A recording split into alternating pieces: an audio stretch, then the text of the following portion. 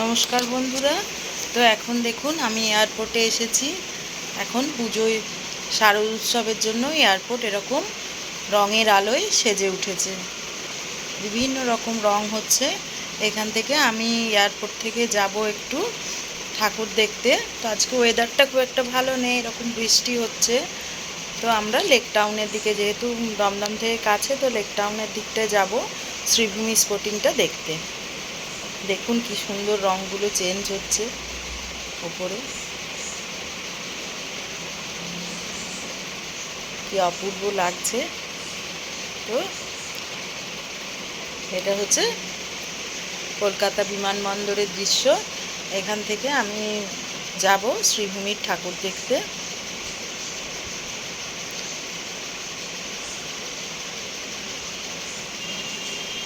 ছেলেকে নেব, নিয়ে শ্রীভূমি যাব, শ্রীভূমির ঠাকুরটা দেখে বাড়ি ফিরব। এই দেখুন আমরা লেক টাউনের এসে গেছি। এই যে ঘড়িটা দেখা যাচ্ছে, এর অপোজিট দিকে শ্রীভূমির প্যান্ডেলটা। যেহেতু প্রথমে এসে ভাবছিলাম একবার এলে তো এখানে 4-5 ঘন্টা লেগেই যায় ঠাকুর দেখতে, তো আজকে যেহেতু এরকম বৃষ্টি হচ্ছে বলে একদম ফাঁকা। তো আমরা গাড়ি পার্কিংয়ের জন্য পার্কিং করে এসেছি, এরকম একদম ফাঁকা। যাব আর ঠাকুর দেখা হয়ে যাবে।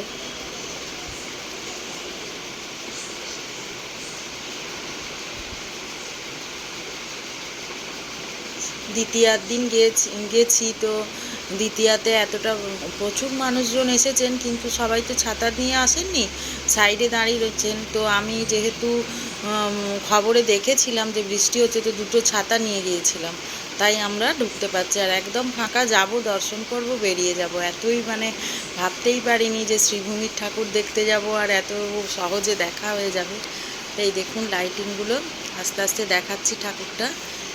এইটুকু রাস্তা আসতেই কত টাইম লেগে যায়, সেই জায়গায় এরকম ফাঁকা রাস্তায় আমরা যাচ্ছি, কিন্তু সমস্ত লাইটিং, পুরো প্যান্ডেল কমপ্লিট হয়ে গেছে।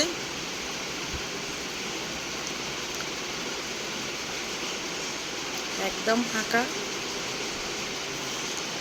এদিকে গিয়ে আর ডান দিকে গেলেই, আর একটু গেলেই ঠাকুর দেখা যাবে। নামমাত্র লোক রয়েছে এখানে। বাকি যেহেতু বৃষ্টি পড়ছে, কিন্তু অনেকেই ছাতা নিয়ে আসেননি, তারা সব সাইডে দাঁড়িয়ে রয়েছেন। যাদের কাছে ছাতা আছে বা রেনকোট আছে তারাই শুধু হেঁটে ঢুকছে। তবে বৃষ্টি হালকা ছিল, তা আমরা তো আর জানতাম না রাত বাড়লে ওরকম দুর্যোগ হবে বা বৃষ্টি হবে। আমরা ভাবছি এত তাড়াতাড়ি ঠাকুর দেখা হয়ে যাবে, তো আমি আরও ঠাকুর দেখতে পাবো, এরকম মনে মনে ভাবছি। এই দেখুন এসে গেছি একদম কাছাকাছি, জাস্ট হাঁটতে হাঁটতে পৌঁছে গেলাম। এবার লেফট হ্যান্ড সাইডে প্যান্ডেলটা দেখতে পাবো। সমস্ত আলো লাইটিং সমস্ত কিছুই দ্বিতীয়ার দিনে খুলে দিয়েছেন ওনারা।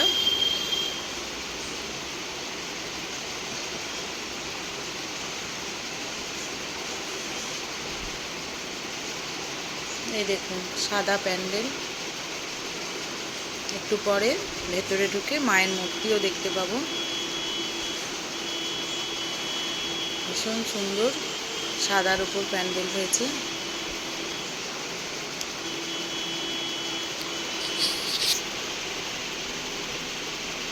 এই দেখুন মায়ের মূর্তি হালকা হালকা দেখা যাচ্ছে। তা আমরা এবার ভেতরে ঢুকবো। মায়ের মূর্তিটিও সাদা রঙেরই করেছেন ওনারা।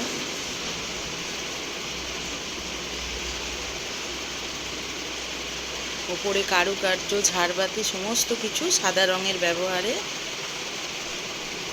করেছেন।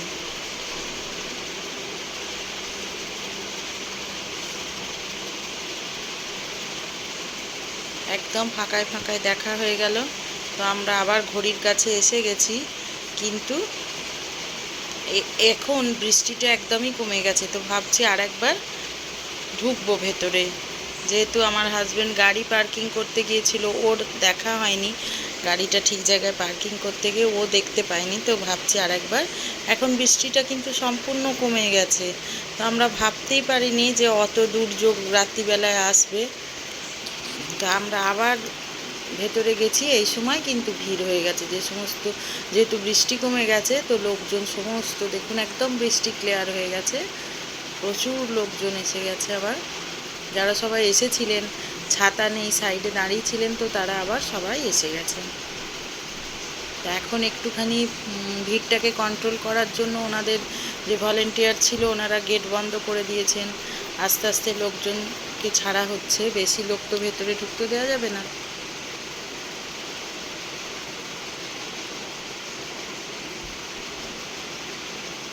এই আমার দ্বিতীয়বার দর্শন করা হয়ে গেল।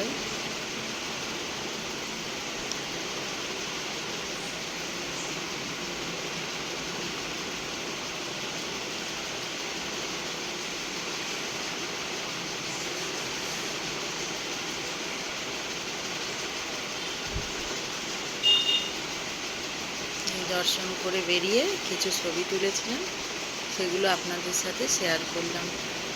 ভালো লাগলে অবশ্যই কমেন্ট করবেন, লাইক করবেন, একটু শেয়ার করবেন।